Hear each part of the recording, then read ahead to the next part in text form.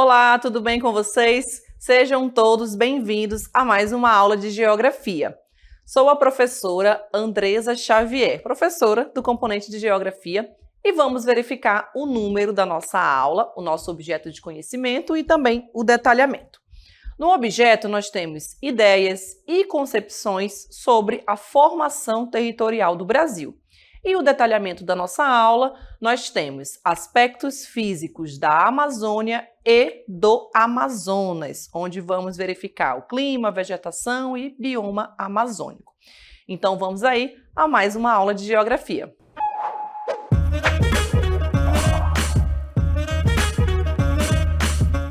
Muito bem, estou iniciando aqui nesse lindo cenário, onde nós iremos conhecer um pouco nessa aula sobre este bioma, sobre a fauna, sobre a flora.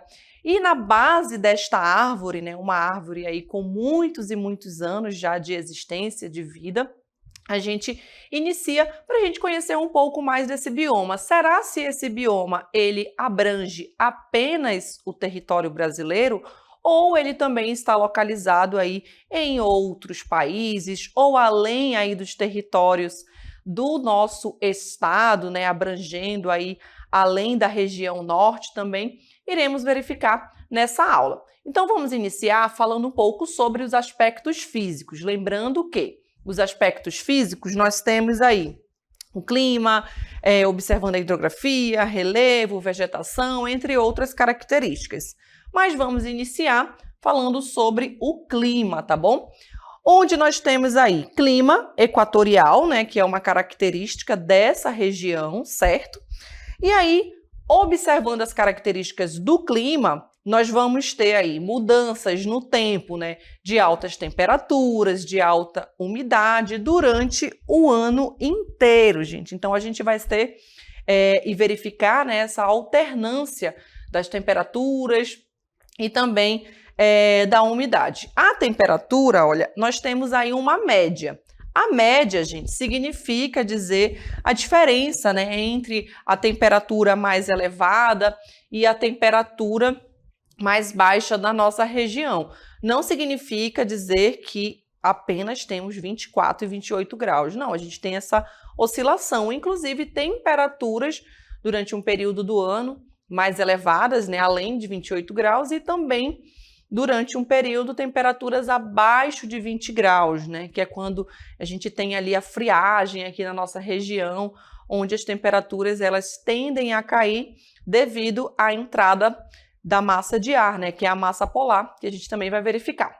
Então temos aí a umidade. Na umidade, a gente verifica que ela sempre está acima de 80%, tá bom? Mantendo aqui, olha, as características da floresta tropical, da floresta amazônica, que a gente também chama de floresta tropical, porque ela está inserida entre as regiões dos trópicos, do Trópico de Capricórnio e do Trópico de Câncer. Aquelas duas linhas imaginárias, as duas linhas imaginárias que estão ali, uma acima da linha do Equador e outra abaixo da linha do Equador, estes paralelos aí da Terra, certo?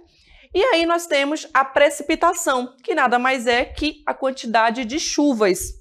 Aí a gente observa as chuvas abundantes, durante a maior parte do ano. A gente tem aí uma variação entre 1.500 aqui a 3.000 milímetros anualmente, tá bom? E nós temos o período que a gente verifica uma maior quantidade de chuvas, e alguns meses mais secos, Não há uma estação seca, claramente, por exemplo, comparado ali ao Nordeste, onde a gente encontra o clima semiárido, o clima árido, A gente tem características diferentes aqui na nossa região.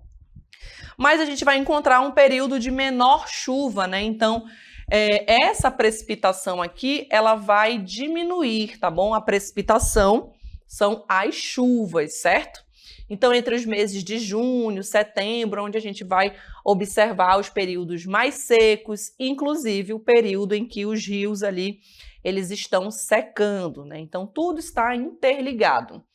E aí a diversidade, nós temos variações climáticas regionais, né?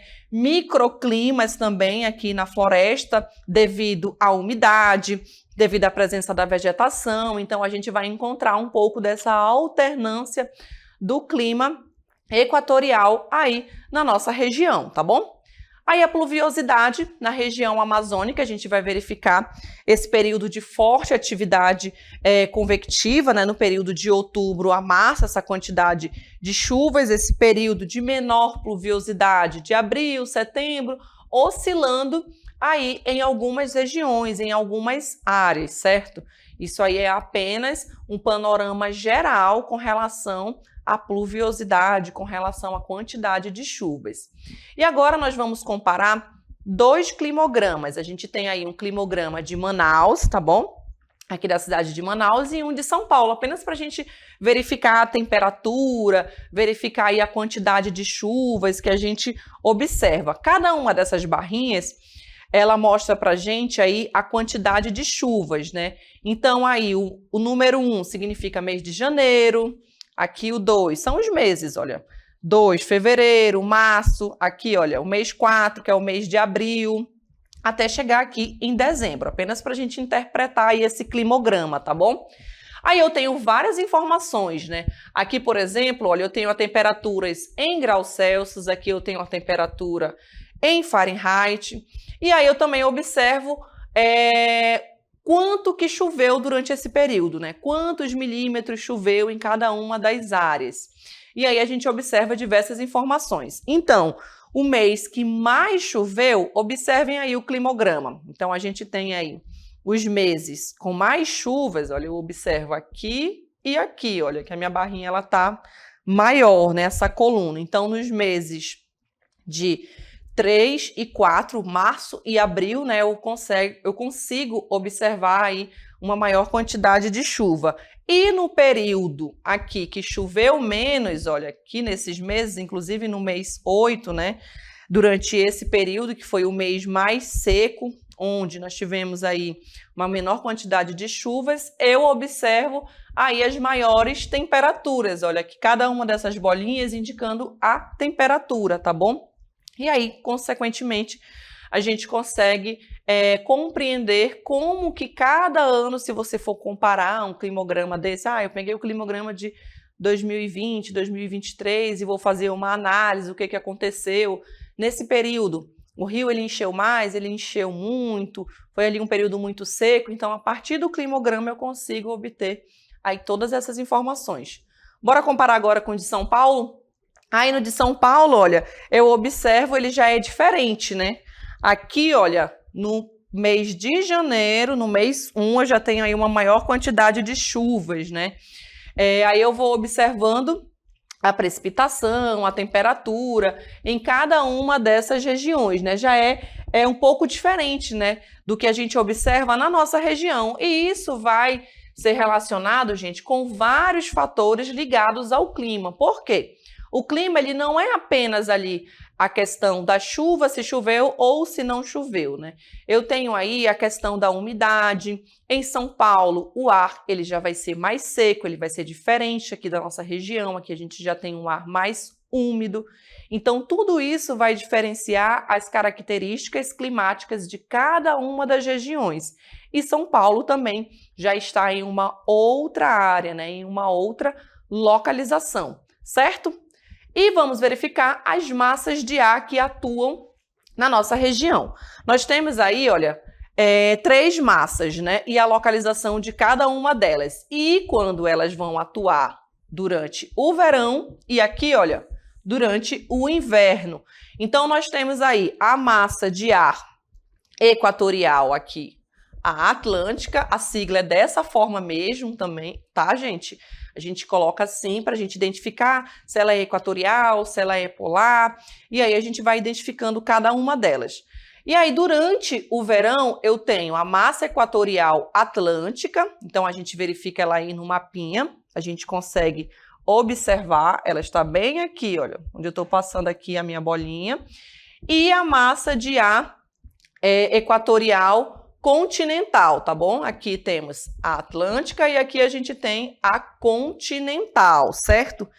Observem que a massa equatorial aqui, a atlântica, olha, a gente encontra ela lá no Oceano Atlântico. E aqui nós temos a continental, a gente observa ela na parte do continente, no interior do continente. Então, eu vou sempre fixar essa informação. Onde é que essa massa de ar ela está ali saindo, de onde que ela está vindo? Ela está vindo do Atlântico, que é do oceano, ela está no interior do continente, então eu já consigo ali diferenciar, né? Opa, essa daqui ela é atlântica, essa daqui ela já é continental, tá bom? E a massa polar, a gente observa ela durante o inverno, que é quando as temperaturas elas vão diminuir, tá bom? As temperaturas elas vão baixar. Inclusive, durante um período do ano, a gente tem a entrada dessa massa de ar e as temperaturas na nossa região, elas caem. Que é aquele período que a gente pega um casaquinho, coloca ali, que fica um pouco mais frio. E aí nós temos, olha, a friagem que a gente vai observar agora. E aí a gente observa a entrada dessa massa polar, né, atlântica na região, e aqui a gente observa no período de maio e também entre agosto. Algumas regiões vai acontecer um pouco fora desse período, a gente tem ali mais ao sul do Amazonas, onde as temperaturas caem um pouco, e aí a gente consegue notar as diferenças nas temperaturas, né, que são as quedas de temperatura, aqui um pouco mais de chuva durante o dia, e ocorrem principalmente na parte mais sul do que a gente chama aqui de Amazônia. A gente está falando da Amazônia e não apenas do estado. No estado do Amazonas, ainda dentro da Amazônia, eu tenho mais ali ao sul do Amazonas, tá bom? Esse fenômeno de friagem. E aqui eu observo também Rondônia, Acre, também ali na parte norte do Mato Grosso, tá bom? E Manaus, será que a gente tem um fenômeno de friagem? Também temos, tá bom? Isso depende muito, gente, do fenômeno que vai influenciar durante aquele ano, se é a Laninha, se é o El Ninho. Então, tudo isso está interligado e aí a gente vai observar essas mudanças, essas características com relação à questão climática da nossa região. Vamos observar agora o mapinha. No mapa, a gente tem essa subdivisão, né? Aí, essa classificação climática da Amazônia em semiúmido, úmido e superúmido, tá bom? Então, eu tenho a região aqui na nossa legenda, né? A gente consegue observar a umidade, onde é mais úmido, onde é menos úmido. E aí eu posso também associar isso com a presença da vegetação, se aquela área já foi muito desmatada ou não, o período em que aquilo ali fica mais seco ou menos seco durante uma determinada época do ano. Então, são vários fatores que vão estar aí interligados, certo? E nós temos também a vegetação e bioma amazônico, né? A gente vai observar as características aí, os aspectos físicos, né, da Amazônia e também do Amazonas. Lembrando que quando a gente está falando sobre a Amazônia, a gente está se referindo aí além das fronteiras do nosso estado, do estado do Amazonas, apenas para a gente compreender, que inclusive ele tem limites além aí do nosso território, tá bom? Do território brasileiro. Já coloco aqui para vocês, para a gente observar, como é o caso aqui do nosso mapa, né? Então, no mapa, a gente consegue observar. Então, eu coloquei aí o Brasil para vocês todo de verde escuro, né? Mas aí a gente tem em destaque esse verde mais claro, a gente observa que ele ultrapassa ali os limites do estado do Amazonas, passando por outros estados brasileiros, tá bom? A presença deste bioma. E aí a gente observa também ali em outros países, olha, Bolívia, Peru, vocês estão vendo que está ali em outras áreas, então a gente tem aí esse limite que a gente chama de internacional, né, ou de Amazônia internacional, tá bom? E aí a gente vai verificar essas informações, certo? Então, dentro disso, dentro desses aspectos físicos, né, do Amazonas, da Amazônia, a gente tem aí as características do bioma amazônico, que a gente vai aqui observar, olha. Trouxe para vocês, mais uma vez, um mapinha para a gente fixar essas informações, olha. E aí, olha, observem que a gente tem, olha, a delimitação que vai aparecer agora para vocês. Então, delimitei aí toda essa região, toda essa área, para vocês observarem onde está presente o bioma amazônico. Com cerca aí de 6,9 milhões de quilômetros quadrados, né, ocupa cerca de 49% do território brasileiro, então uma grande parte do território brasileiro, quase ali 50%, né? Aí nós temos, olha, a presença dele em 9 países. Aí vou colocando cada um dos países para vocês. Inicialmente, o Brasil, né? Aí nós temos o Brasil. Lembrando que apenas ali na região norte e em alguns outros estados. A gente estamos falando apenas dos países.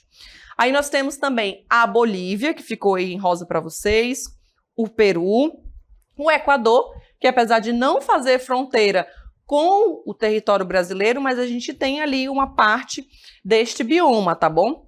Aí nós temos Colômbia, Venezuela, temos também aí Guiana, Suriname e a Guiana Francesa, mais lá no cantinho, olha, fixando aí para vocês, tá bom? Então, a presença em todos esses países. Além disso, 9 estados brasileiros, tá bom? Para a gente compreender a abrangência aí deste bioma. Maior floresta do mundo, né? A gente observa as características, a biodiversidade, muitas espécies, inclusive, que ainda nem foram catalogadas.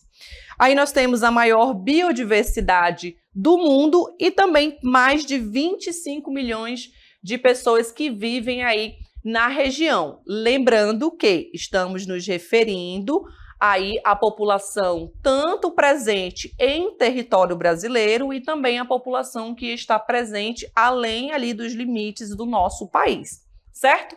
Vamos agora a algumas características do bioma da Amazônia. Aí a gente tem, olha, que ele engloba, né?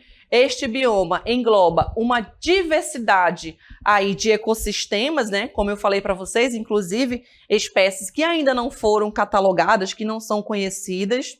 A maior floresta tropical do mundo, como a gente também observou anteriormente, juntamente aqui, olha, com a bacia hidrográfica do Rio Amazonas, né? Então, essa bacia hidrográfica também gigantesca, aí com vários rios, vários afluentes, que a gente observa dentro desta bacia hidrográfica.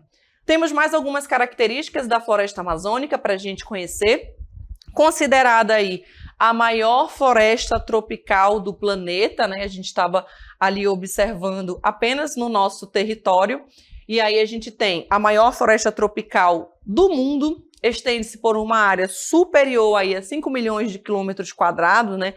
Ultrapassando ali os limites do nosso país. A floresta, ela é caracterizada aí, olha, aqui a gente observa, lembra que eu falei que são espécies catalogadas, né? Então, a gente tem uma diversidade de espécies, gente.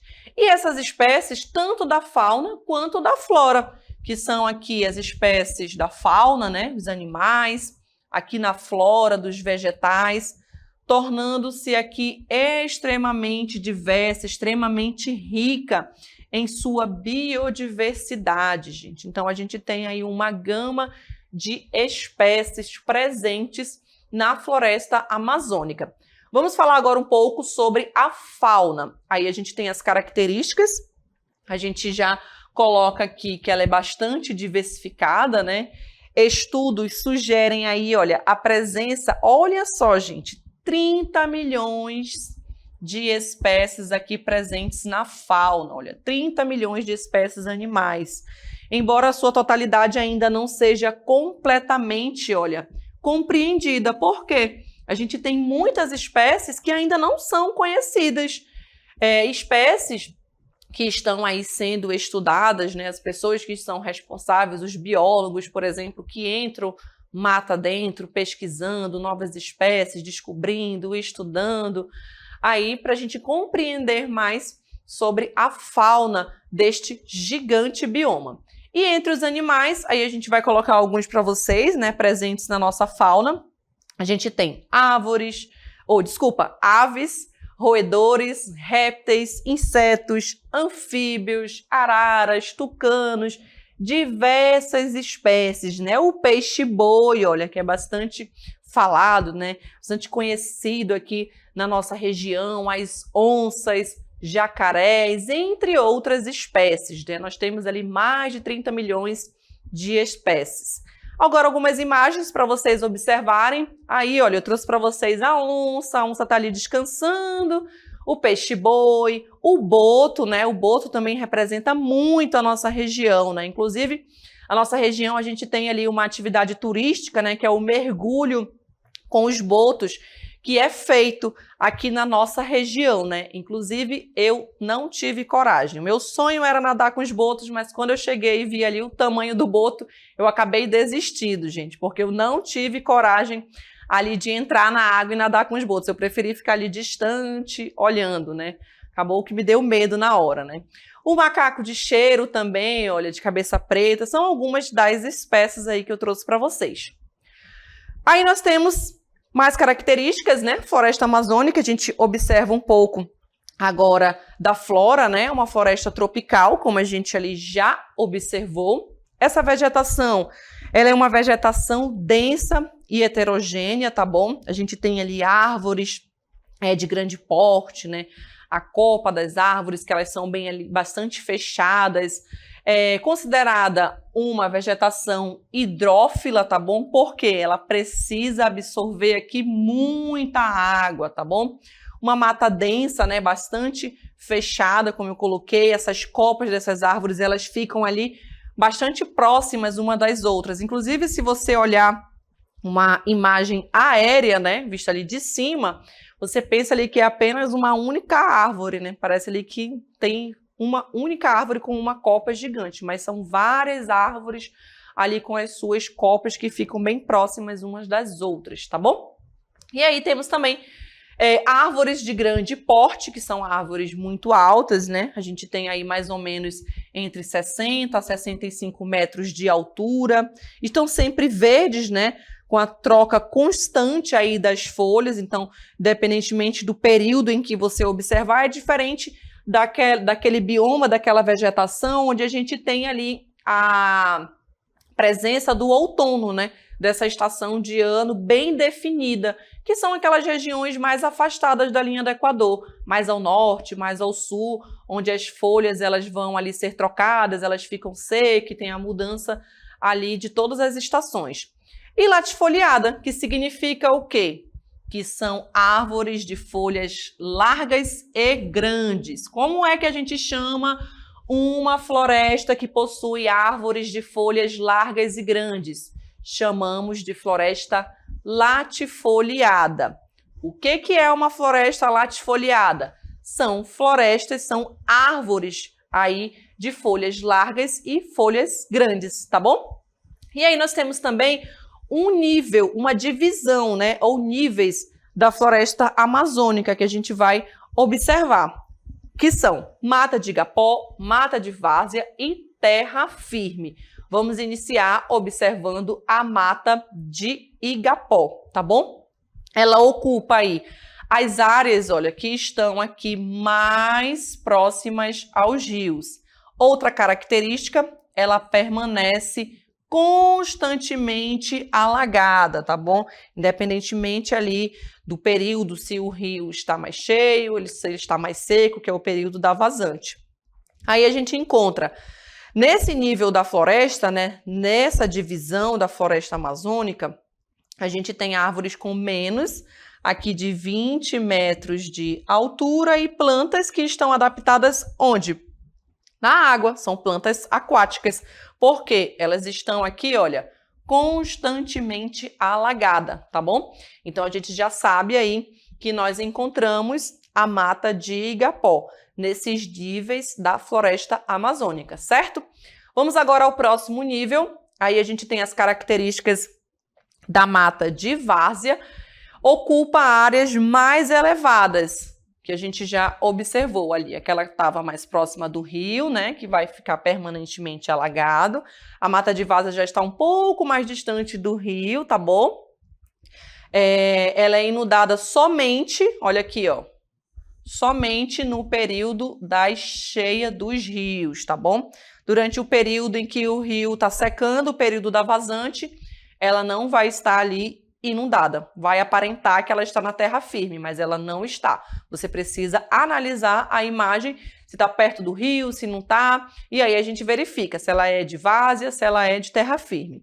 Apresenta em geral aí as árvores com 20 metros de altura e possui aqui um solo bastante fértil, né? Carregados ali com os sedimentos durante o período que o rio está secando e aqueles sedimentos ficam ali, entre outras características. Vamos agora para a terra firme. Aí nós temos a mata de terra firme, que está situada em áreas que não são atingidas, olha, pelas cheias, ou seja, está mais distante ali do rio. Suas árvores, elas já vão atingir, olha, maiores alturas, de 30 a 60 metros. Então, olha, a partir disso eu consigo verificar. Menor de 20 metros, eu volto lá, olha, aqui eu observo a mata de Igapó, né, que tem aqui menos de 20 metros, tá bom? Pra gente relembrar. Aí é de várzea, com 20 metros de altura, aí eu já consigo identificar a mata de várzea. E na de terra firme, passou de 30 metros a 60 metros, aí essa média, né? Se ela está mais próxima uma da outra, se não tem o espaçamento entre uma e outra, eu já sei que estou aqui nesse nível da floresta amazônica, de terra firme. Essa proximidade, né, como a gente pode observar aqui na imagem, olha, a grande área verde, né, ela acaba impedindo, olha, a entrada da luz solar no interior dessa floresta. E isso acaba interferindo aqui no crescimento, né, daquelas plantas menores que precisam ali do sol, né, para fazer a fotossíntese.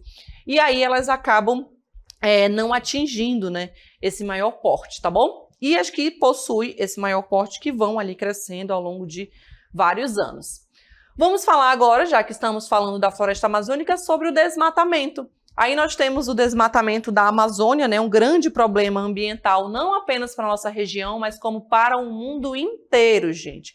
Porque a gente tem aí, nessa questão climática, né, que a gente observa, quando a gente fala da nossa região, o desmatamento apenas na nossa região, tem que se preocupar apenas lá com as queimadas, com o desmatamento, mas não. A gente tem todo um equilíbrio ambiental que precisa estar em equilíbrio, né, para a gente manter a temperatura do nosso planeta, entre outras características. A floresta amazônica, né, como vocês bem sabem, ela está bastante ameaçada, né, devido a várias questões que a gente observa. Entre as principais causas, aí a gente tem, olha, as atividades humanas, né, como, por exemplo, aqui as queimadas, a construção de usinas hidrelétricas também é um outro problema, porque você vai construir uma hidrelétrica ali naquela área, então você tem que verificar toda aquela região, né? Aquela vegetação, aquela floresta, o que tem ali, as espécies animais, vegetais. A extração aqui também de madeira, né, de mineral, que muitas vezes ocorre de forma ilegal. O avanço também da atividade da agropecuária, olha. E a maior parte do desmatamento, né, assim como outras atividades, elas acabam sendo ali, acontecendo de forma ilegal, tá bom? E, inclusive, a gente tem uma outra situação, né, que isso acaba atingindo ali algumas áreas, alguns territórios, que são os territórios indígenas, né? Então, ali tem toda a cultura, todo o saber daquela população também que pode ser ali extinto, certo? Agora, vamos conferir o que a gente verificou aí em toda a nossa aula, né? O bioma da Amazônia, vimos que é a região de maior biodiversidade do planeta, né? Com uma grande quantidade de espécies, animais, vegetais. Vimos que essa vegetação ela é classificada aí em 3 níveis, né, ou em 3 categorias, também como você queira chamar, que são mata de terra firme, igapó e a mata de várzea. Falamos também sobre a fauna, sobre a flora, né, extremamente ricas. Então a gente tem aí uma gama de espécies, né, tendo aí como símbolos a gente viu a Vitória régia também, que é bastante conhecida na nossa região, entre outras espécies. Um conjunto de ecossistemas que envolvem a maior floresta tropical do mundo, a floresta amazônica, como a gente viu aí algumas características, temos também a bacia hidrográfica do Rio Amazonas, né, com muitos rios, muitos afluentes, o nosso Rio Amazonas iniciando ali com a sua nascente, né, no continente e a sua foz já desaguando lá no Oceano Atlântico. Clima predominantemente equatorial, né, ou equatorial úmido também, como a gente pode chamar, caracterizado por muitas chuvas e também alta umidade, né, acima de 80% na maior parte do ano. Vimos também que nas últimas décadas tem sofrido com o desmatamento, como a gente verificou agora no finalzinho da aula, né, as atividades aí do homem, né, como o desmatamento, a extração de madeira, de minérios, entre outras questões que a gente observou. E não é um bioma exclusivo do Brasil. Lembra que a gente viu o mapinha lá no início? Não é um bioma apenas do Brasil e nem muito menos do Amazonas. Por quê? Ele ultrapassa ali os limites do Amazonas, por isso que a gente chama de Amazônia, porque abrange ali além do território do Amazonas, tá bom? E também além do território do Brasil. Então, vamos fixar aí essa informação, né, com relação à localização. Inclusive, tem muita gente que confunde, né? Fala assim, ah, você mora lá na Amazônia, né? Mas, na verdade, você mora no Amazonas, no estado do Amazonas. Então, para a gente não confundir mais aí essas duas informações, né, que são conceitos diferentes, tá bom? Então, essa foi a nossa aula e até uma próxima.